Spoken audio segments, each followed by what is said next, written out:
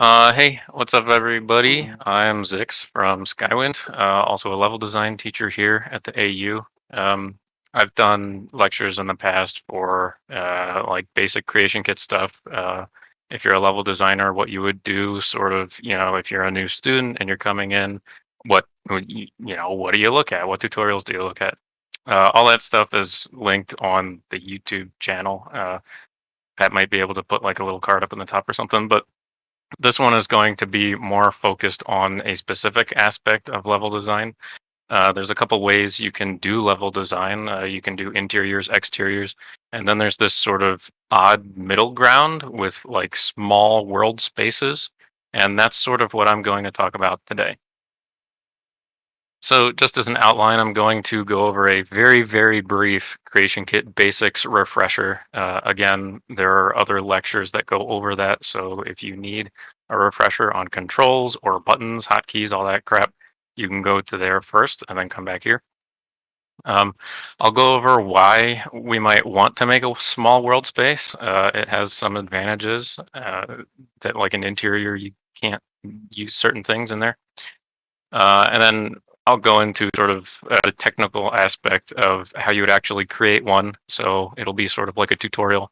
And then I'll go over how you would design one. And if there's time left over, hopefully, I'll go and give like a halfway decent example of how I would design one.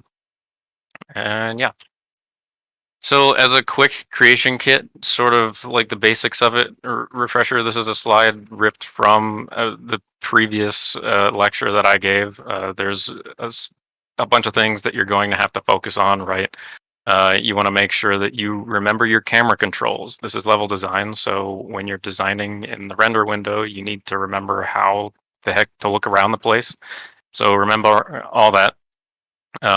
You have your design controls, so you know what your mouse is going to do, what sort of hotkeys you have to do the things that you want to do, how you place your objects, how you snap your objects, etc., etc.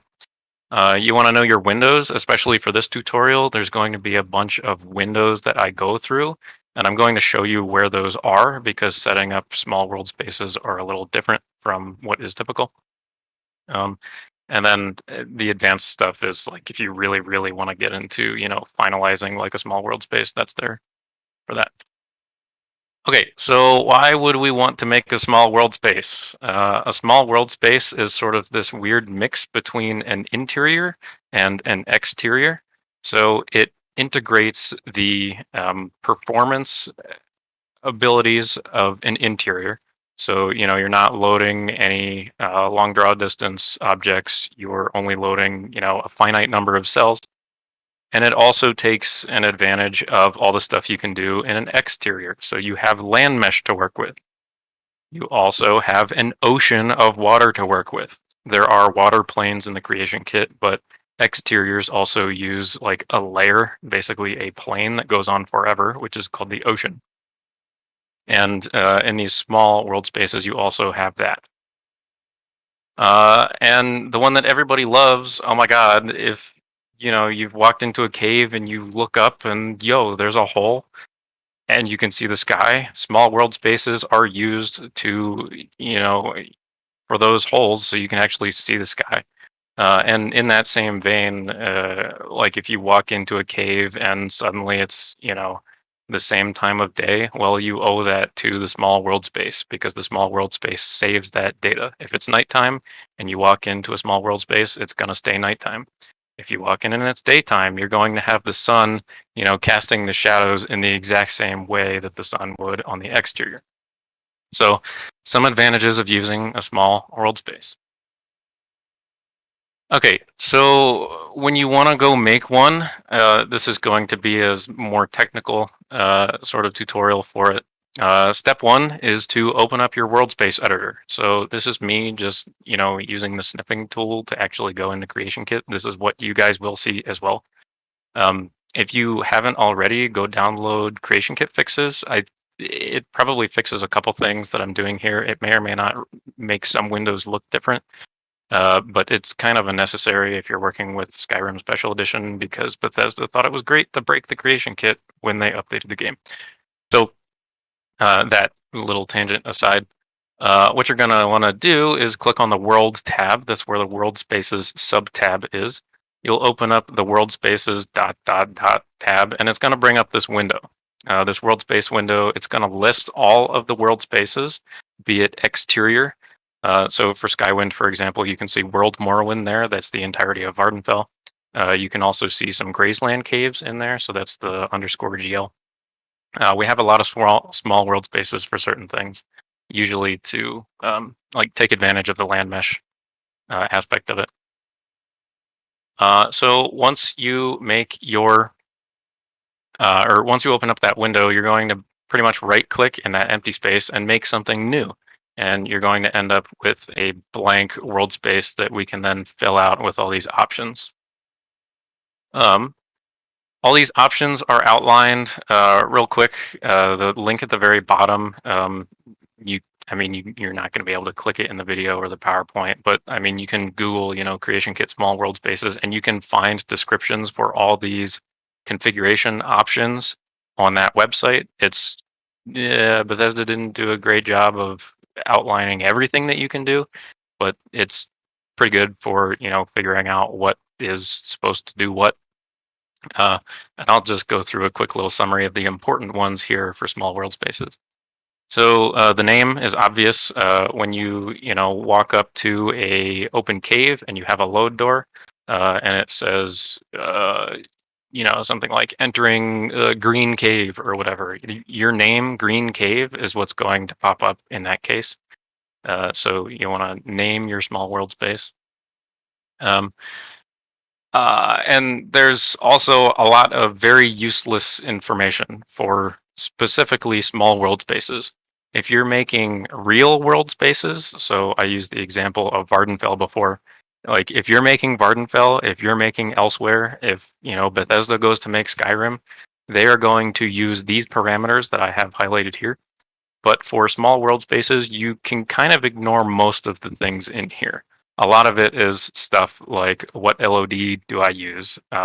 If you have a parent world space, something like the city of Whiterun, when you enter the city, that is a world space that uses Skyrim as the parent world space, so you can still see the land outside of the city, as opposed to it just being a blank, empty void. So that's sort of those options for that. For small world spaces, usually they're enclosed. They're like cave systems, typically. Sometimes caves that you can see the sky in. So you won't need most of these options. I think the one example of a small world space I should have mentioned earlier, I think my favorite example of a small world space in Skyrim is when you're doing the Hircine quest and you're running after Sinding, I think his name is, the werewolf. You end up following him into a cave, and whoa, the cave is, it's really more of a valley. It has the sky. You can see the full moon.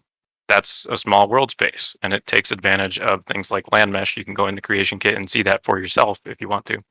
And, it uses parameters like this and such. So some important ones that you're going to need for small world spaces are the default land and water height. This is pretty much going to dictate where your land is on the z-axis, so up and down axis, and where your ocean, remember the giant infinite plane of water, where that is as well. So typically what I would do is put the default land height at like 0. That's pretty good because if you get too far away from 0, you start having performance issues.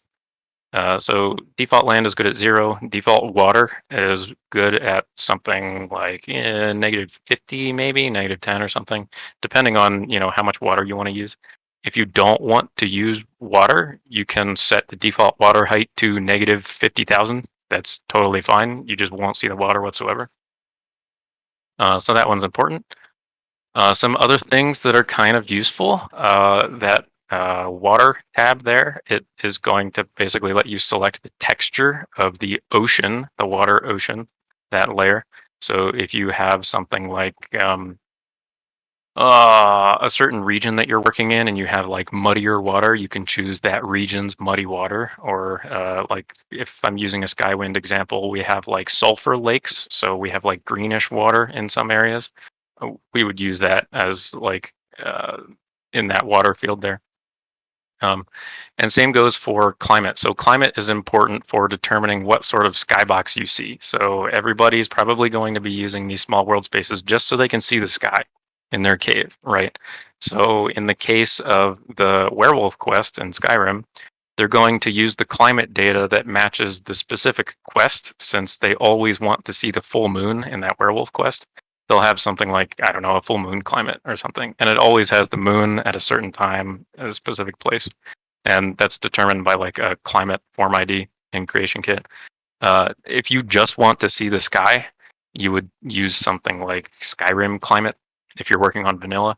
If you're working on a partner project like Skywind, for example, we have Skywind climate, and it's just the climate that's outside. So you're going to see the sun as it goes, from whatever direction to its sunset, and you'll see the moon come up as well, or two moons. Whoa, we're talking about Elder Scrolls. There's two moons.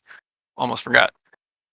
So another fun thing is cloud models. So if you're using a small world space to make sort of like an enclosed, I don't know, as an example, like an enclosed Daedric realm or something like that, you can use different cloud models if you want. So you can have it be like smoky purple, like hazy clouds if it's like a Daedric realm. Same thing goes for climate. Like if you want something spooky or whatever works. I think another example, just as I'm going through here, another example of where they use like unique clouds and unique climate is in the Dawnguard DLC. When you go into Castle Volkihar, the courtyard at one point, it has like a certain mood to it. That's a small world space because one, you have to see the sky, and two, it's not like in the exterior, like huge world. You don't really want to load all that crap because you're not going to see it. There's just walls surrounding you. That's one example where they might use like spookier clouds or something.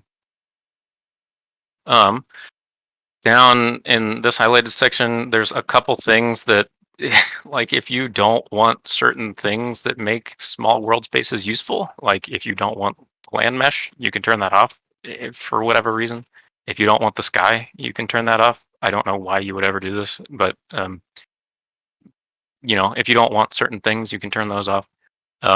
As well as you can turn off fast travel. So if it's like a cave, for example, I keep using caves as an example. Just like all the interiors, you can't fast travel from them in vanilla Skyrim. So you would also want to check that you can't fast travel from this small world space that you're making. And there's also the option for not waiting. So you hit the T button or whatever it is on whatever controller you're using. If you want to like wait 10 hours, you could turn that off. So I'm not 100% sure if you're allowed to in like the Castle Volkihar or the werewolf instances, since those are very like quest based. You wouldn't want the werewolf to be like waiting like 3 days while the player waits for the disease to go away or something. So there's the option for you to turn that off. And then I don't think this is the final one, but some extra things here. You're going to want to set the music that plays. So these are also carried over from like interior option configuration things. So if you're familiar with that, these are going to be very much the same. You can set like music collections to play. You can set an encounter zone. So it's going to dictate if you have like those random. I think in vanilla Skyrim, there's like the random like weapon proxies that you can place depending on your encounter zones. Like a Daedric weapon might spawn there, for example. A steel weapon might spawn there if it's like a lower level encounter zone, stuff like that.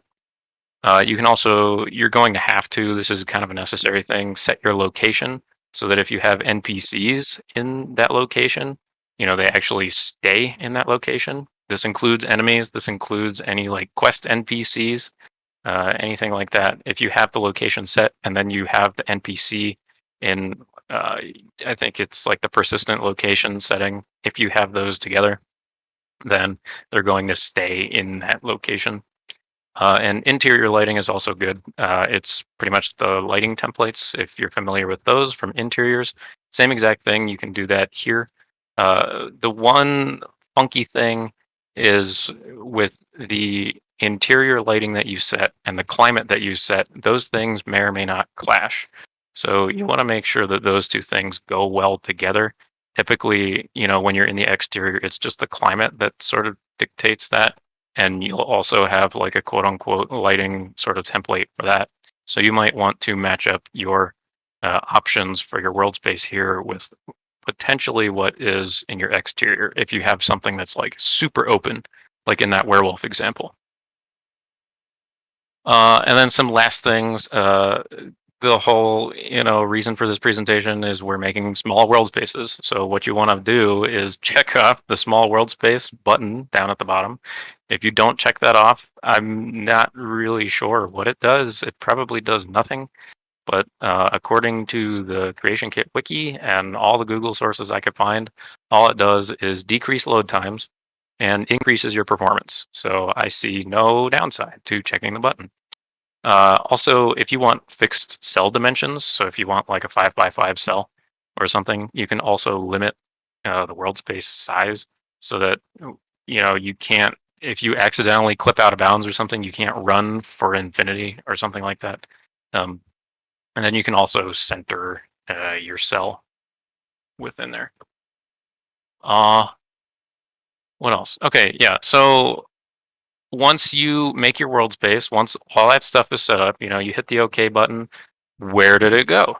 What you're going to want to do is hop into your cell view, and it's not going to be in the list of interiors there. It's going to be a separate world space. So you're going to hit the drop down and find your world space. Here, I just called it my Arcane University small world space, and there it is. I found it. Hooray. And once you're there, you can, continue to do whatever the heck you want with it. It acts like an exterior from that point onward. So you opened up your world space, you have it open in the render window. It looks like, a wasteland. It's just default land texture for infinity cells. And if you set your water like above your land, it might just look like an infinity plane of water.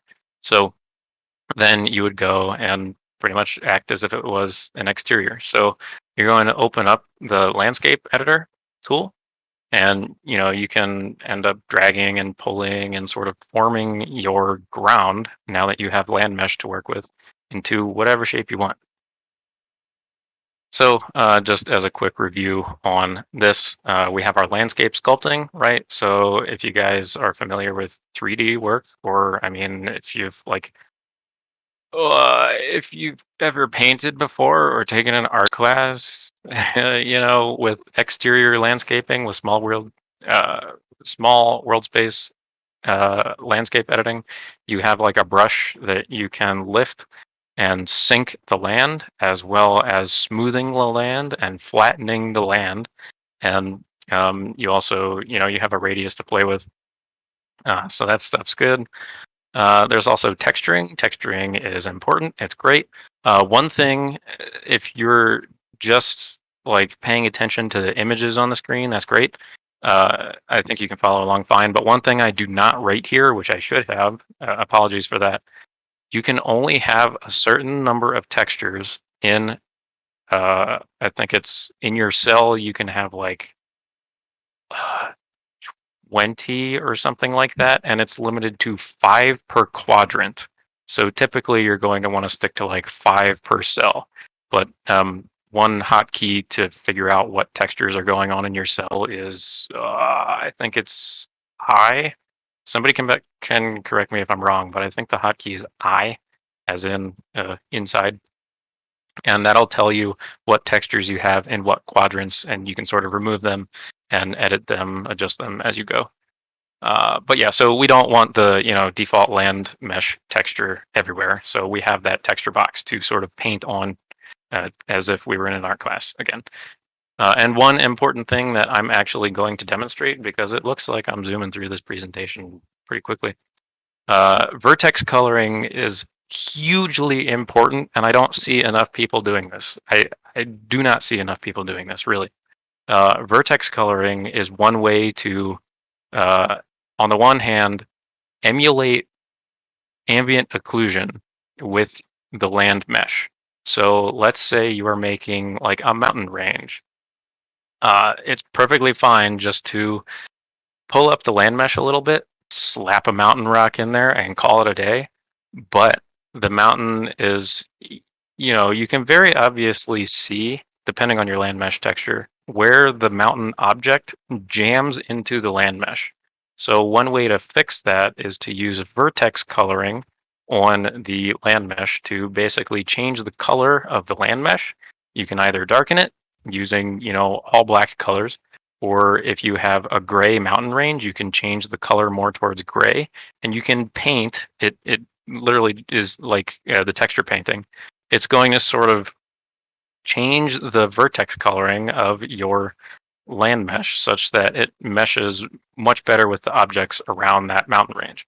Um, in the example of using it as like faux ambient occlusion, if you slap if you slap a house down and a house has like a canopy coming off of it and it just goes over some land that has the exact same lighting on the ground as, everything else, you can use vertex colors to darken that such that it looks like it's a little more shaded. Even the lighting is going to add on top of that, but that also helps. Um, In addition to the landscape editing tool, one tool that I would suggest using for small world spaces, since they're very close to exteriors, is the object palette editor. You would find that in the world tab, object palette editing sub tab, and then it opens up, an object palette window. Um, this was probably discussed like 4 or 5 different times. I think every time exteriors was talked about, even interiors potentially. In a previous lecture, object palettes were mentioned. They're super great. You should use them all the time. If you're working in like a specific region, for example, be it exterior or cave in a certain region or a small world space in a certain region, you can have a collection of objects slapped into a single file. So instead of having to go and search, um, again, using a Skywind example, because I'm just there all the time.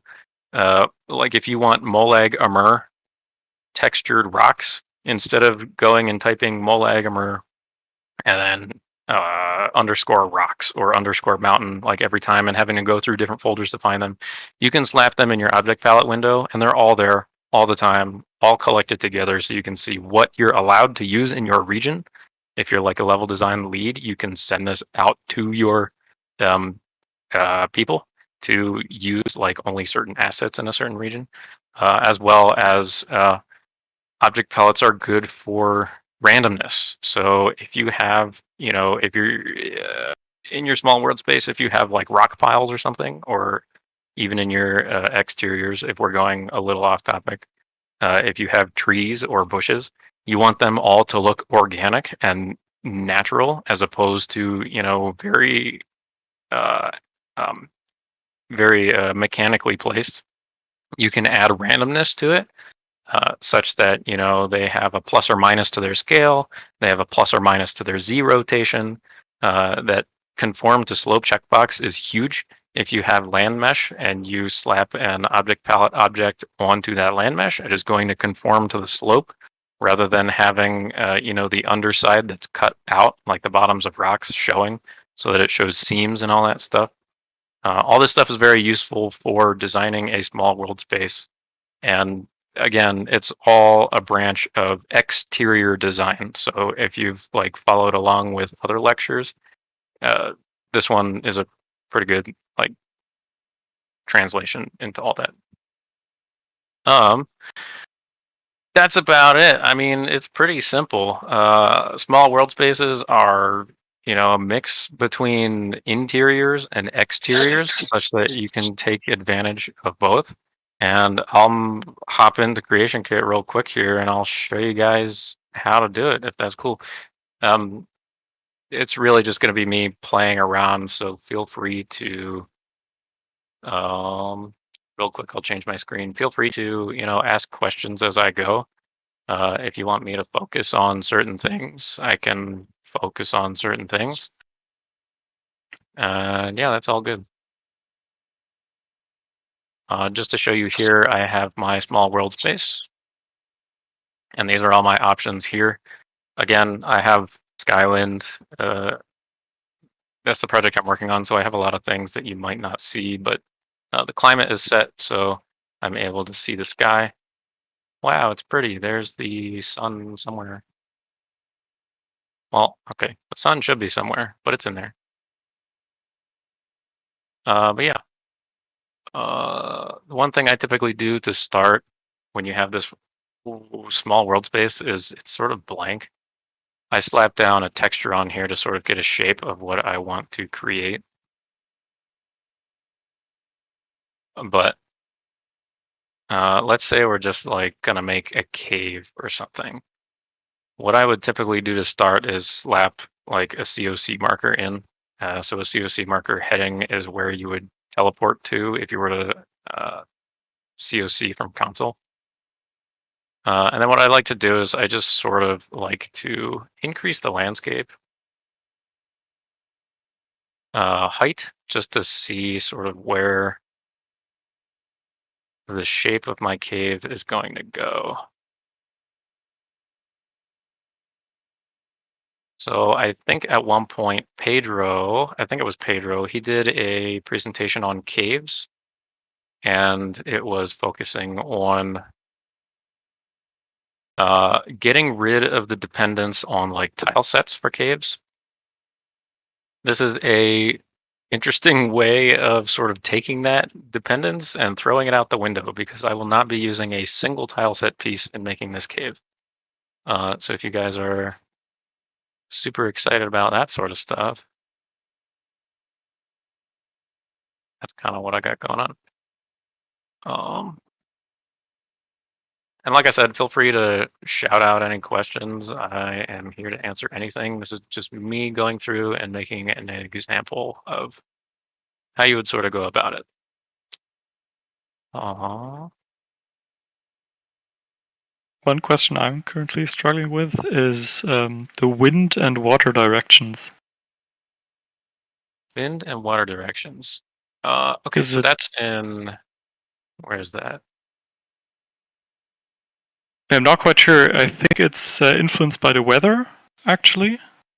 That might be, yeah, I'm trying to find where the option was because it was in here somewhere, right?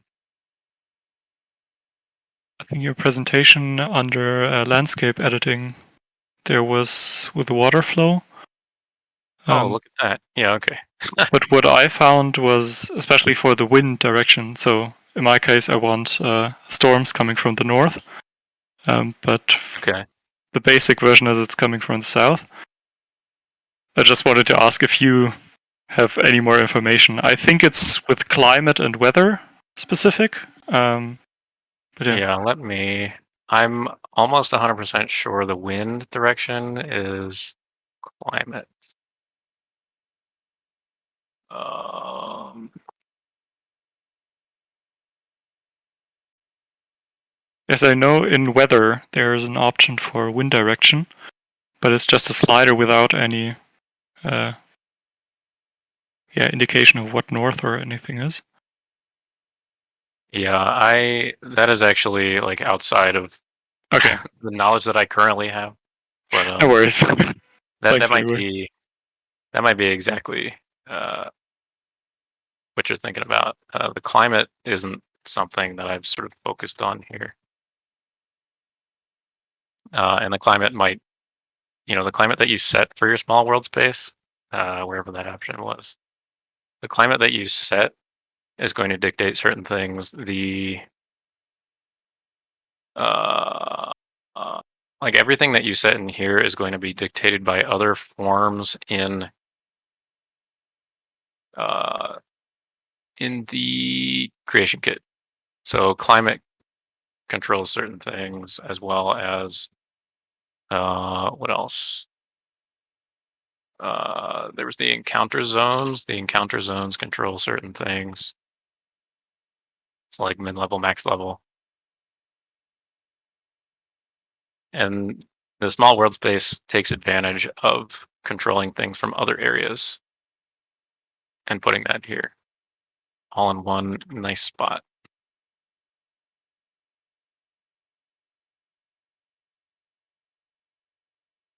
Okay, so for a small world space that at least the one I'm going to try to throw together, like as an example here. It's like usually trial and error, but what I'm sort of trying to create is something like a cave that would be in, if again we're using the Skywind example, a cave that might be in Molag Amur region. So I'm using the Molag Amur mountain assets to sort of create like a surrounding area for this cave. And small world spaces are great for, don't be confused by the name, small, but it's great for large open spaces because you can then just sort of use these giant assets and use the land mesh to make sort of a big open area. And one thing I would like to do, since everybody and their mother does it, is make a little spot where you can see the sun.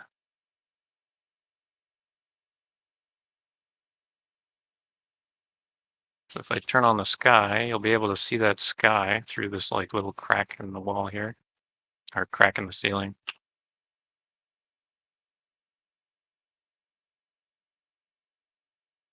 Oops. And then you can do that, like, I don't know, we'll go crazy with it. Everybody loves to make these cracks in level design. Like in mods, you see this all the time where they have like light beams filtering in through the ceiling and you see the sky. Everybody loves to do it. So I'm going to do it here in my example because I'm not very original and I'm working sort of on the spot here.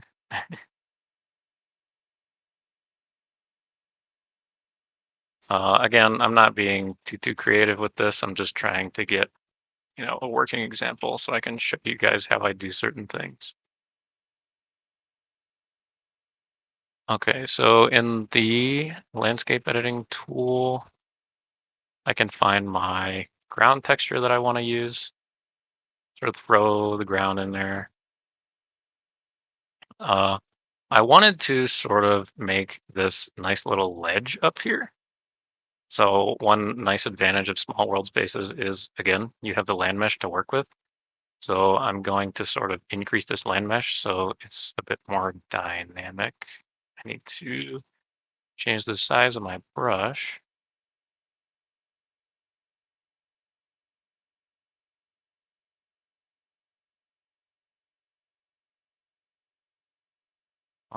Maybe shrink that.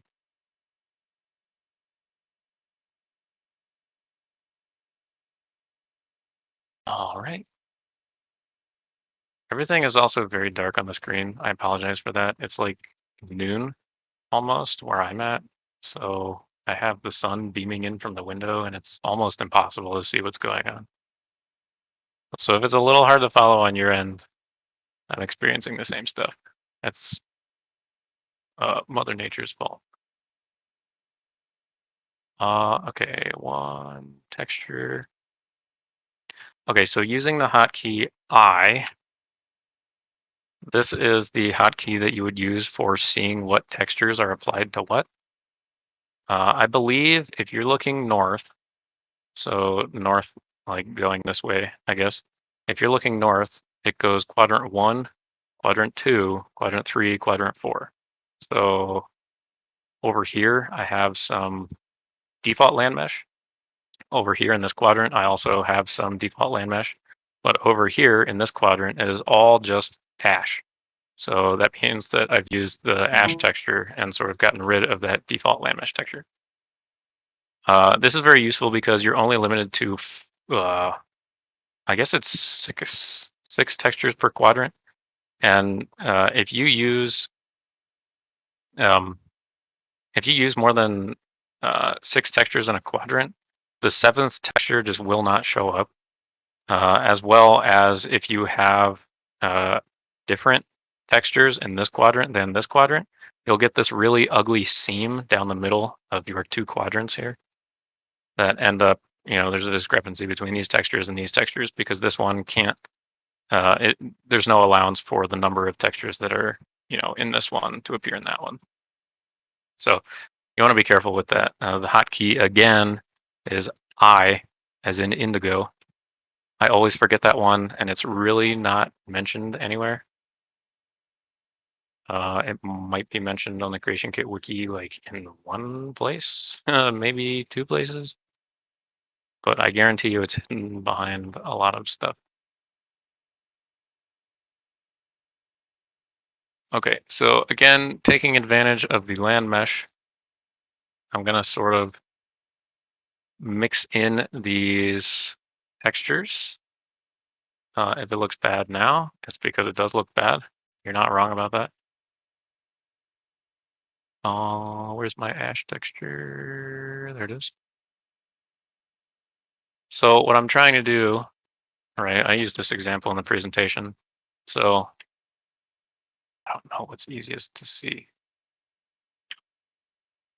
Okay, hopefully you can see. It's like, half a degree of separation between gray and gray, but you can very obviously see that this object here, this cliff that I threw in here, there's a seam between the cliff texture and the land mesh texture. So a very good way to bridge that gap is to use your textures in the landscaping editor to mesh them together. And you can use this with certain degrees of opacity to sort of mix textures. So here you can see that it's like 50-50 ash, 50-50, or sorry, 50% ash, like 50% the basalt rock that I'm using. And that's very useful for blending everything together. All the objects that you're using, you want to make sure that it's blending with the land mesh that you're using. And then in addition to that, vertex colors is down here. Real quick, I'll show you guys how to use vertex colors. I want to make sure I will get like all the important things in. This is a really, really poor example, but I'm trying to go through it as quick as I can. Yeah. So vertex coloring, remember how I mentioned, um, here, let me pull this up real quick.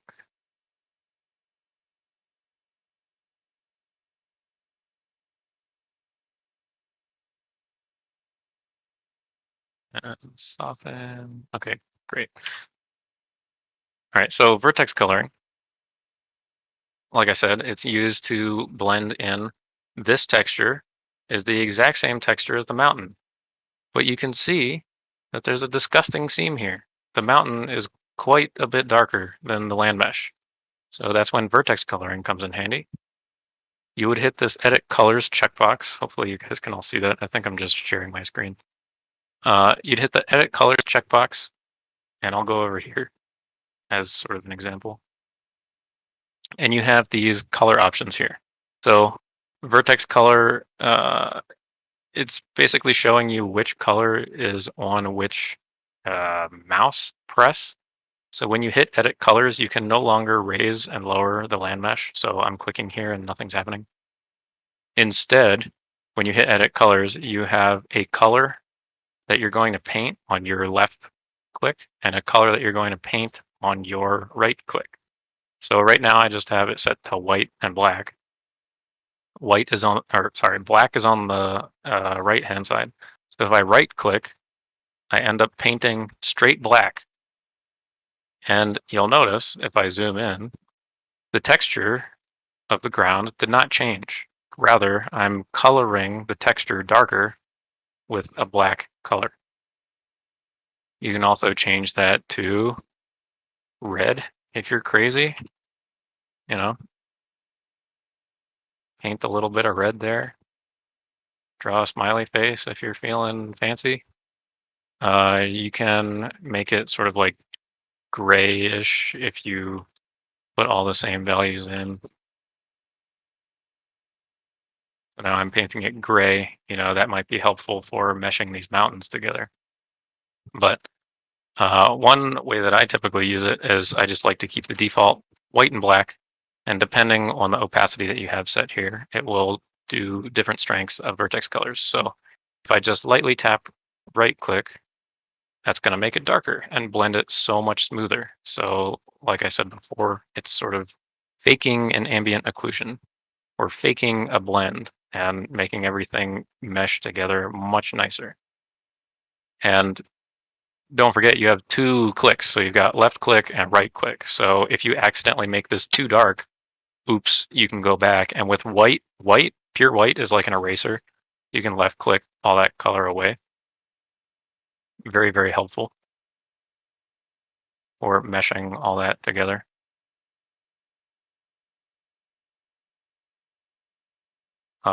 There are some special use cases of like if you are working with a project that likes to make forests. Vardenfell has the Bitter Coast, but Cyrodiil has much, much better forests than Morrowind typically does.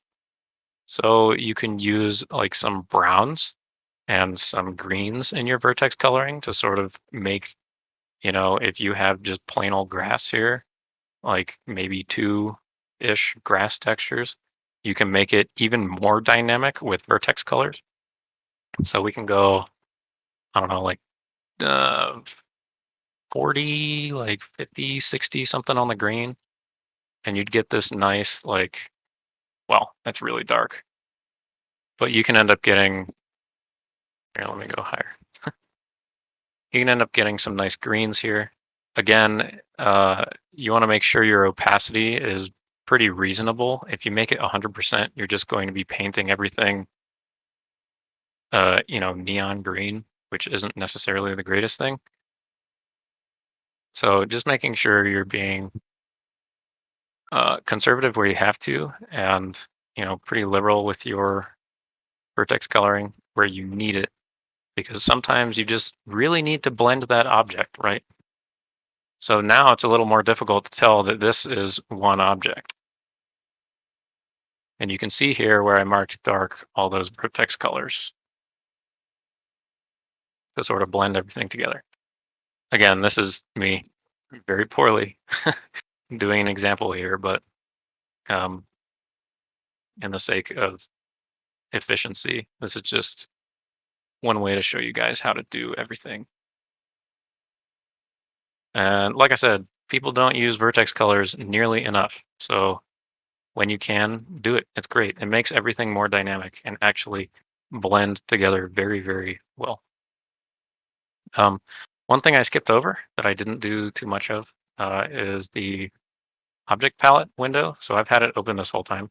I have all the assets that I would typically use aside from mountain pieces, because there's sort of like, you might have like 2 of them in a cell. I have like all the rocks here of the region. I have all the plants here of the region. Just a quick rehash on how to use these. Let's say I want all the rock piles. I can click on the rock pile. I want more rock piles, so you can hold control and click on several of them. And then using hotkeys, object palettes require hotkeys to use. So using Control, Alt, and left click, it's going to take a random object that you picked from your object palette. It's going to give it the random here. I have it so that it can rotate 180 degrees on the z-axis. It's going to conform to my land mesh, and it's going to be a random size, or scale rather, within plus or minus 20% of that object. So you can see here, if I do Control Alt left click, Control Alt left click, Control Alt left click, Control Alt left click, it's all different. It's not the same thing, which is great. You can do this with bushes, you can do this with trees, you can do this with anything. One thing to note is that these, I'm just randomly clicking here, but none of the textures match up. So, again, just really quick examples. I can do Control Alt left click here, sort of blend in the rocks, Control Alt left click there, blend in the rocks with the land mesh. And it's always a give and take. So here the land mesh doesn't blend very well, so you can raise the land mesh, move the object, blah, blah, blah. You're going to be changing everything, as you go. It's never going to be do all the land mesh editing now, and then do all the object placement now. It's always going to be, what am I trying to say? It's always going to be, you're going to go between these tools very, very often. So Just placing these rocks here as if it was like, sort of a rock fall that happened along this cliff, perhaps. And then where you need to, again, you can slap on some vertex colors to sort of darken where the rocks, hit the land mesh, make it blend a little better. You'll go between darkening and lightening if you're using, the default setup, so white and black. If you're in a settlement, you might use some brown for dirt. Again, vertex coloring is very versatile. So it's never always going to be like this example that I'm doing.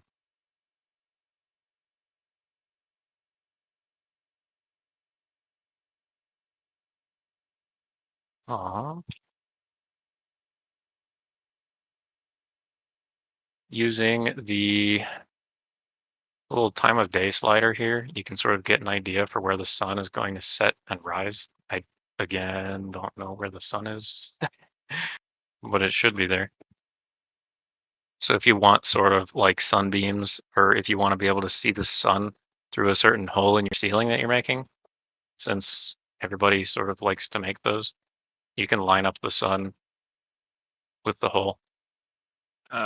Find it using the time of day. I really don't know why it's missing here. Maybe if I cycle through the weathers, I'll be able to find it. Anyway, yeah. Real quick with the last couple minutes, I guess I can show you something that, I didn't have pressure to make within 2 seconds. I can go to a different finished small world space and show you an example of what it would actually look like. I'm trying to find a good one. I think this one's pretty good. It'll take a quick second to load all the objects. But this is a pretty good, I like to think it's pretty good because I designed this one. A pretty good example of using a small world space to your advantage to get some land mesh in there, blend the objects very well.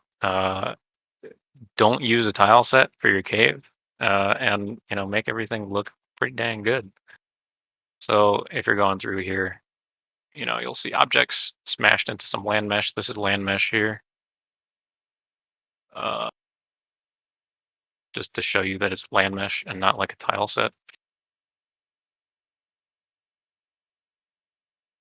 This one has the sky turned off because there's no way to see the sky in this one.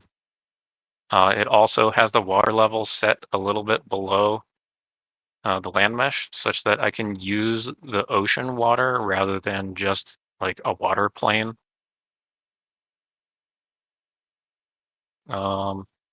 This one is also totally enclosed, so it won't have any climate associated with it. In addition to not having the sky be there, there is no like wind or anything like that.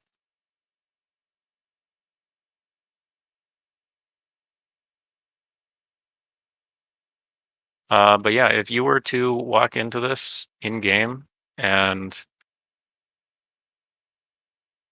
you just think it's another interior, just about. Same thing with the Castle Volkihar courtyard, for example. You would totally just think it's another like interior with the sky turned on. Nope, it is a small world space, which is pretty much an interior with the sky turned on. So yeah, some pretty cool things you can do with these. I think that's about it I had. If anybody has any questions, feel free to shout out. This one was really like off the cuff this time. I didn't have too much prepped on the PowerPoint front, but it definitely goes over everything that you guys would need for these small world spaces. Yeah, I have a question. What's up? So I'm just wondering how you would make a cliff that looks good. Make a cliff that looks good? Yeah, how do you go about making that verticality? Oh yeah, let me go back to this crappy example.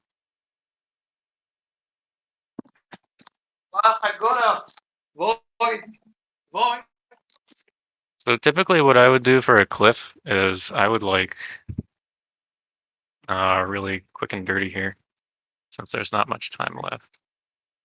I would raise the land mesh to a place where you want your cliff to reach, right? So if this is the bottom of the cliff and this is the top of the cliff, where do you want that height? So I would start by setting your height. Oops, that's the wrong button. Start by setting a height so you have sort of like, this looks really poor, but you sort of have a plateau where it's like bottom level, top level. And then definitely take advantage of the land mesh where you can. So the easy thing to do is, slap a giant mountain rock that's, pre-baked, really good looking and call it a day. And that's your cliff. But if you want the player to be able to like walk up here, you would mix your land mesh with some objects such that you can actually walk up here. So this is really hard to see. Maybe I can paint it with like vertex colors or something. But I sort of have the cliff going like this almost. I can probably soften this a little bit more to make it easier to walk. There's a lot of like dirt outcropping assets that work really well for the like overhang. Right. So I think they're called, oh my God, I can't see anything. They're called, what is it? They're like something cliff. Rock cliffs. Yeah, rock cliffs are very good. They're very lazy. I like to say they're very lazy because they're sort of all encompassing. They have like dirt texture. They also have rocks on them. It also is pretty easy to blend them into the land mesh. With a little bit of vertex coloring here and there, you can blend them very, very well. Where's my texture? So here you can already tell that this is pretty dang blended. For the steeper parts, I would recommend using the mountain cliffs. These all look like Skywind assets, yes, but these are all Bethesda meshes, like from Skyrim. Why do something new when it works? They're just retextured. So you guys can do this using like vanilla assets. This mountain cliff is there. It's just retextured for our purposes. So like I would recommend using, these are rock cliffs for like the lower areas. And then for steeper areas, you can use mountain cliffs. So this very obviously you would not be able to traverse, right? It's a pretty steep rock. These rock cliffs, however, give you that sort of sense of ambiguity. So like you might be able to scale this, you might not be able to. You can sort of, work with what you got. Rock piles are also very useful. You can be pretty liberal with your scaling of rock piles and rock cliffs and stuff like that. The one thing I would try to avoid is where you have like, it's a 3D term, but when you have texel density discrepancy, that's going to look pretty gross. So this texture is going to look super high quality really close up, right? Because it's a pretty small asset and it's using the same exact texel density as this one. This one is super scaled up. So comparatively, this is going to look much better than that. So you don't want to be like going too crazy with your scale. I would go maybe within like, you could probably get away with like 3/4 of a mountain piece. This one is a little smaller. Or you can go bigger with it, depending.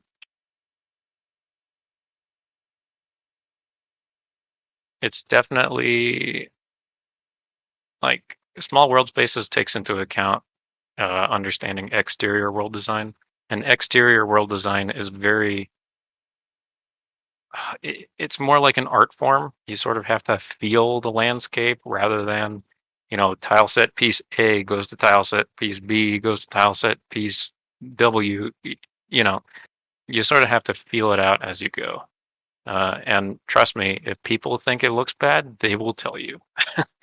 So taking feedback into account is always important as well. As with any other types of design you got.